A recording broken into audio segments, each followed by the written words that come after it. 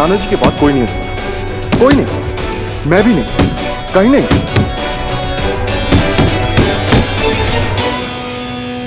Not bad भैया, boxing. इंसान को पंच करना इलीगल है ना? जैसे ही। भैया क्या हुआ? नाना जी की तबीयत कैसी है अब? ठीक नहीं है वो, हॉस्पिटल जाने से भी मना कर रहे हैं। हाय पिटी सुमन, कैसे एक के बाद एक लगातार कुछ ना कुछ सामने आ रहा है। शादी का टेंशन, फिर पीसीटी को नोटिस, अब नाना जी की तबीयत। कितना लड़ेगी वो? आपकी बात हुई उससे? कैसे मैनेज कर रही है वो? वो नहीं कहेगी, पर आपने उससे कह दिया ना कि कोई भी हेल्प चाहिए हो तो हम हैं। हेल्प? छोटे हेल्प इंसान लेते हैं, सुपर वुमन नहीं। सुमो को अच्छी तरह से आता है जिंदगी और इंसानों को जोड़ना तोड़ना अकेले। किसी की हेल्प नहीं चाहिए उसे। अरे तू देखना, वो शादी भी खुद से करेगी और बच्चे भी अपने आप पैदा कर लेगी। क्या बोल रहे हो भैया?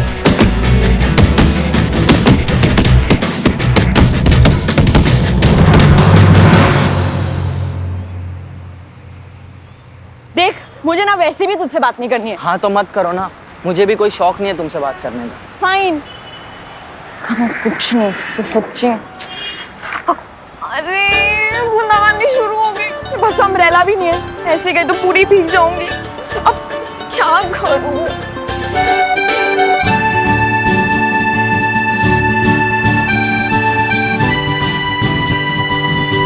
तुझे तो बात नहीं करनी थी? बात तो अभी भी नहीं करनी, पर मैं तुम्हें कभी भी अकेला नहीं छोड़ूंगा। मेरी फ्रेंडशिप का रूल है, जहाँ प्रॉब्लम है वहाँ श्रवण है। सारे रूल्स तोड़ दिए क्या श्रवण? जब मैंने कहा कि नानू के बाद मेरा कोई नहीं है, तो क्यों नहीं कहा कि मैं हूं ना?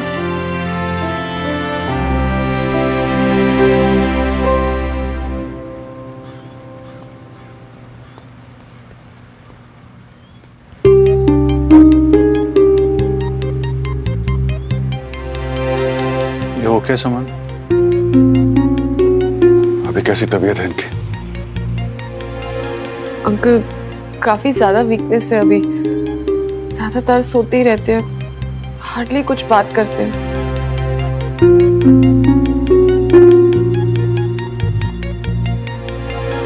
मुझे कुछ देर के लिए तिवारी जी के साथ अकेला छोड़ दो तुम दोनों।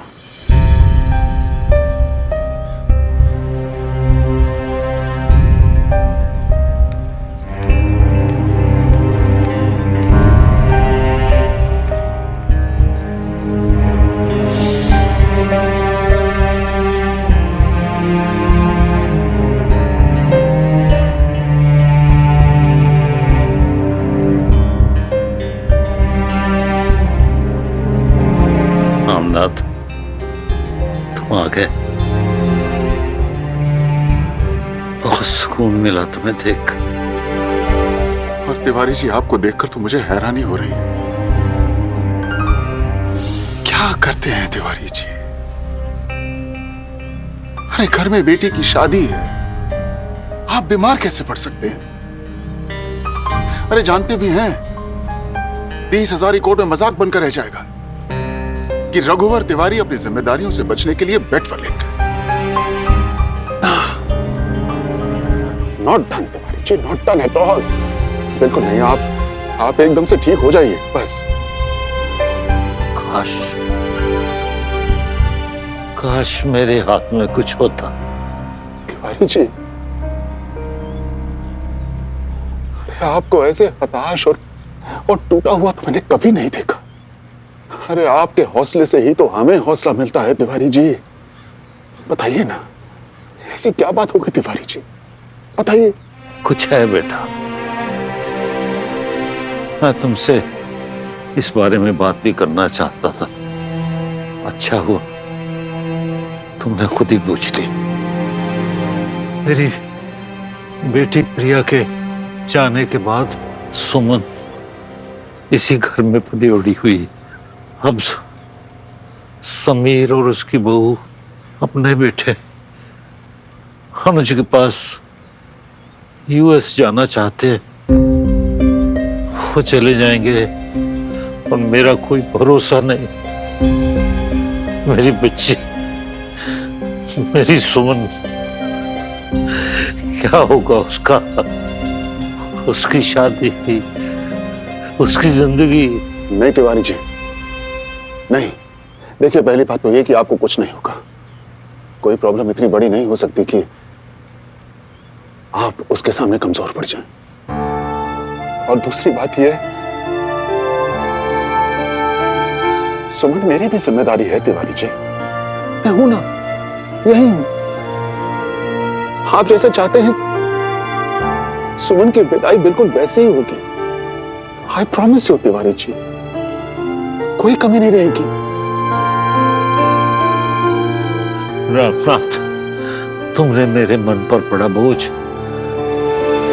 हल्का कर दी। मुझे जो होना है हो जाए, हो जाए। गलत बात तिवारी जी। सुमन की जिम्मेदारी लेने का मतलब यह नहीं है कि मैंने आपको आपकी इस बीमारी से हार मानने की परमिशन दे दी। नहीं तिवारी जी, आप लड़ेंगे, आप लड़ेंगे भी और जीतेंगे भी। आप सुन रहे हैं ना तिवारी जी?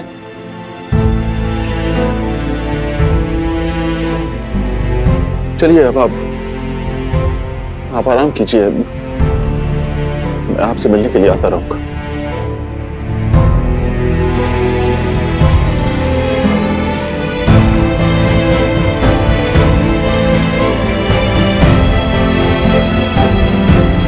प्रणाम तिवारी जी।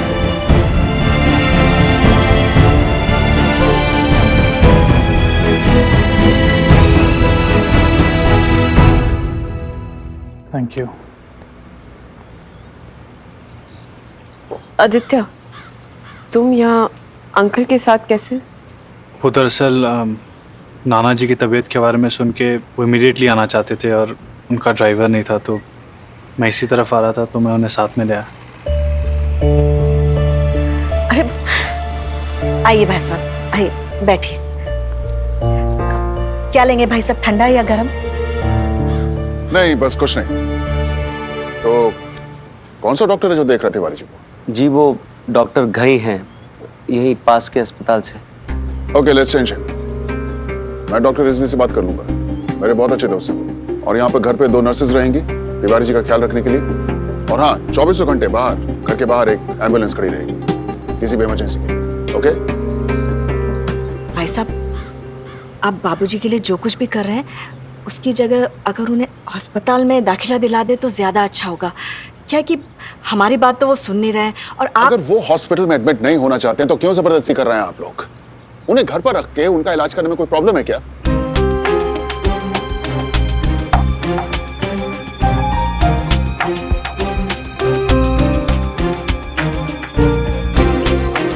आप लोग समझने की कोशिश कीजिए।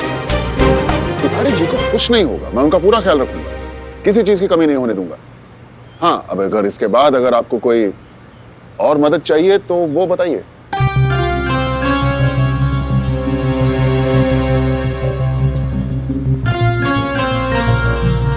दरअसल अंकल, नाना जी चाहते हैं कि प्रीति का कन्यादान वही करें, और इस हालत में उन्हें होटल लेके जाना पॉसिबल नहीं होगा। तो सब घर वाले चाहते हैं कि अगर शादी का वेन्यू होटल से चेंज करके घर कर दिया जाए तो नाना जी की ये तमन्ना पूरी हो जाएगी।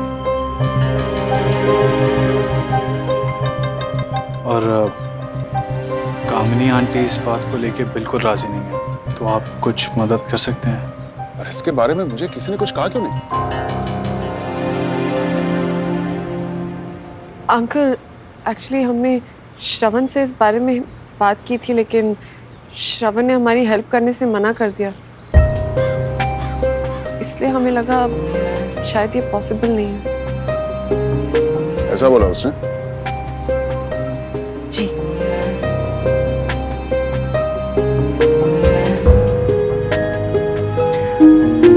नहीं, वो दरअसल अपनी जगह पे वो ठीक है।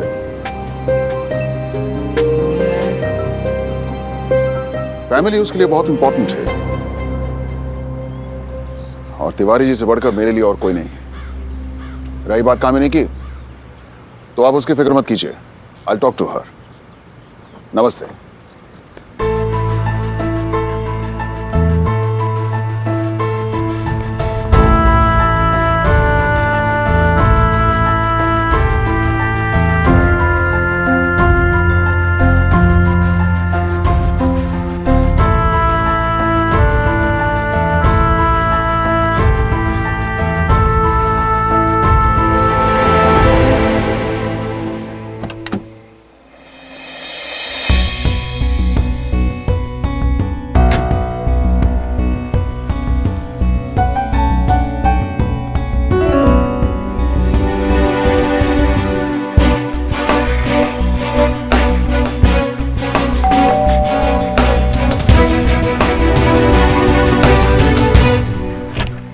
श्रवण, तुम? नाना जी से मिलने आया था। इस वक्त? हाँ, उनकी बहुत याद आ रही थी। मैं जल्दी चला जाऊंगा, आप सो जाइए। ठीक है, मिल लो।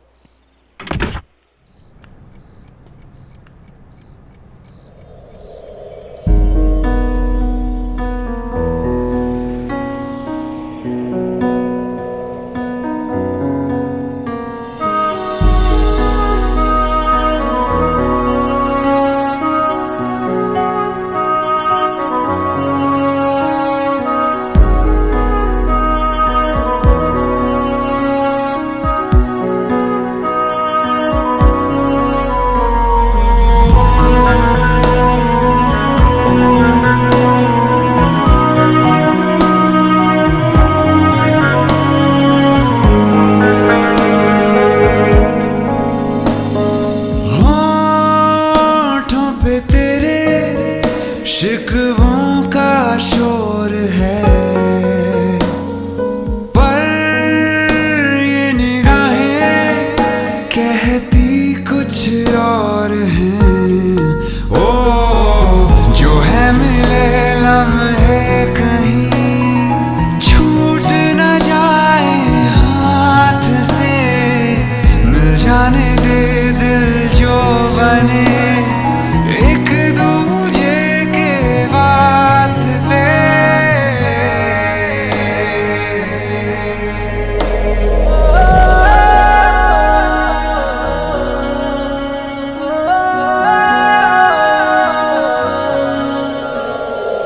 यार श्रवण, बहुत खा लिया यार, अब मुझसे असाइनमेंट नहीं होगा। मैं एक काम करती हूँ, मैं सो जाती हूँ, तू मेरा असाइनमेंट कर ले, ठीक है? ले, ऐसे भी मैथ से मुझसे तो बिल्कुल ही नहीं होगा। हाँ पता है, पर अच्छा है तुम सो जाओगी तो कम से कम मैं अपना असाइनमेंट तो शांति से कर पाऊंगा। Good night.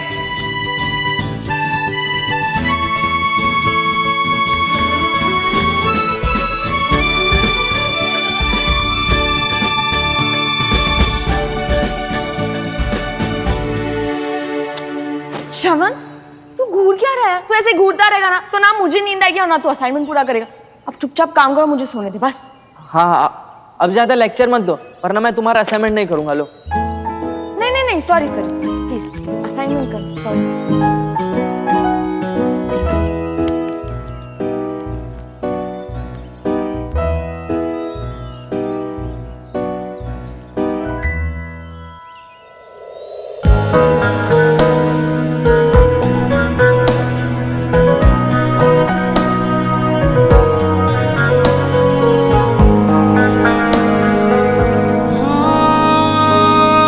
क्यों है दबी सी ख्वाहिश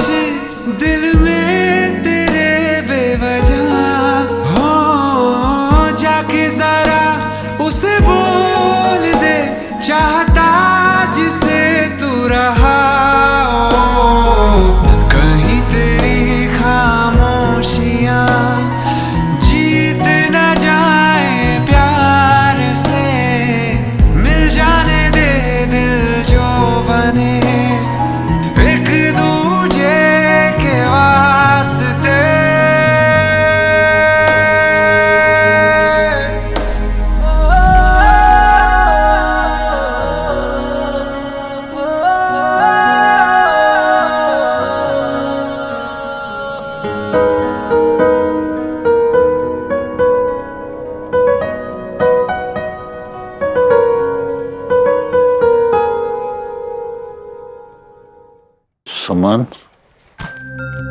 नाना जी अरे शबर, इस वक्त बस आपकी बहुत याद आ रही थी। कैसा फील कर रहे हैं आप?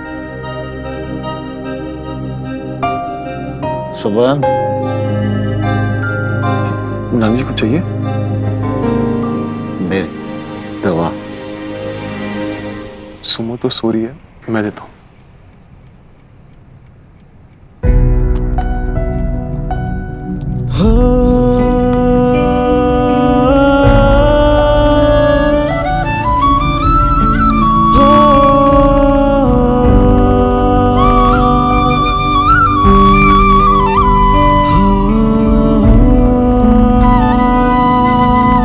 हाँ जी, लीजिए लीजिए, पानी पी लीजिए। आइए आइए, आराम से आराम से। बस बस।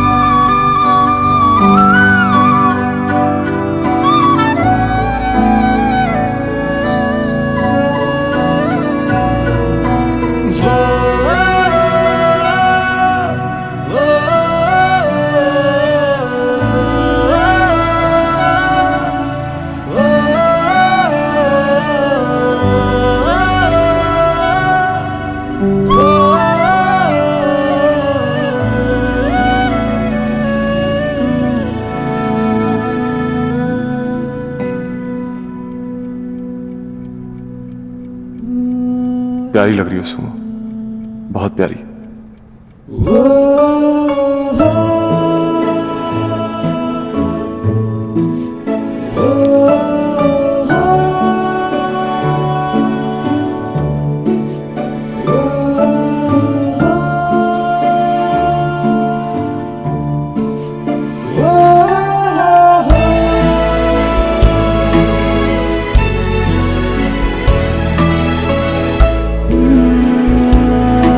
जब जगी होती हो तो इतनी अलग क्यों हो जाती हो?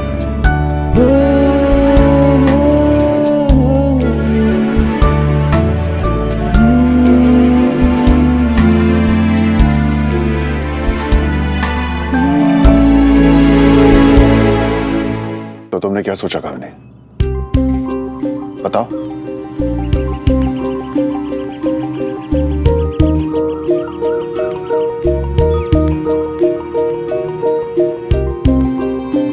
भाई साहब, आपने करना वही है जो आपको सही लगता है। फिर मुझसे क्या पूछना और मैं क्या कहूं? देखो कामिनी, मैं तुम पे कोई प्रेशर नहीं डालना चाहता, लेकिन मेरी तो बस तुमसे एक गुजारिश है। तिवारी जी जो हैं वो मेरे लिए सिर्फ गुरु नहीं है, पिता समान। आज तक तो मैं उनके लिए कुछ कर नहीं सका। आज एक मौका मिला है उनका कर्ज उतारने का। अब अगर मैं आज उनकी एक छोटी सी इच्छा भी पूरी नहीं कर पाऊंगा तो हमेशा के लिए अपनी नजरों से गिर जाऊंगा कामिनी। तुम तो बस ये समझ लो कि मेरा मान तुम्हारे हाथों में है कामिनी। प्लीज। भाई साहब, आप ये क्या कर रहे हो? कामिनी,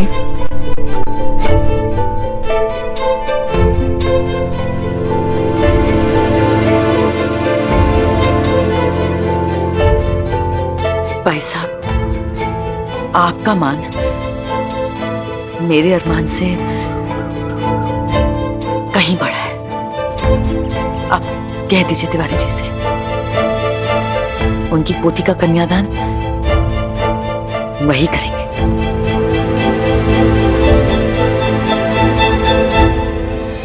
भाई साहब, मुझसे मेरी सारी खुशियां छीनी है आपने। अब कामिनी आपको बताएगी कि किसी की इच्छाओं को मारना सिर्फ आपको नहीं आता, वादा है मेरा, अब आपको भी अपने बेटे से जुड़ी कोई खुशी कभी नहीं मिल पाएगी।